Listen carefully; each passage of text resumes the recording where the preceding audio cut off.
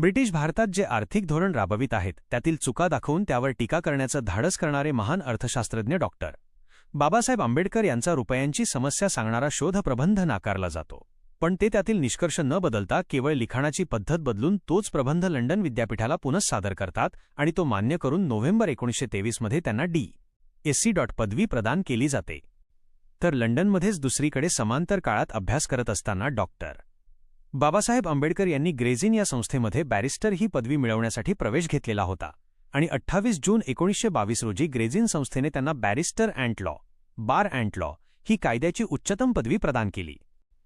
हा खरं तर खूप मोठा ऐतिहासिक क्षण आणि दिवस आहे. एका अस्पृश्य समाजात जन्मलेल्या गरीब परिवारात वाढलेल्या भीमराव आंबेडकर नावाच्या विद्यार्थ्याने परिस्थितीला नमवून परिस्थितीवर मात करत भारताच्या मातीतून ब्रिटिशांच्या भूमीमध्ये जाऊन कायद्याची सर्वोत्तम पदवी म्हणजेच बॅरिस्टर ही प्राप्त केली होती. वर्गाच्या बाहेर बसणारा एक विद्यार्थी आज जगातील महत्त्वाच्या विद्यापीठातून बॅरिस्टर झाला होता. प्रचंड मोठ्या संघर्षानंतर डॉक्टर बाबासाहेब आंबेडकर यांनी लंडनमधून बॅरिस्टर MSc आणि आता D.Sc. या पदव्या प्राप्त केल्या होत्या. SC. साठीच्या भारतातील रुपयाची समस्या या शोधप्रबंधाद्वारे त्यांनी ब्रिटिश कशाप्रकारे भारतीय रुपयाच्या किमतीला पौंडसोबत जोडून स्वतःचा जास्तीत जास्त फायदा करून घेत आहेत त्याची तरतूद ब्रिटिशांनी कशी केली आहे.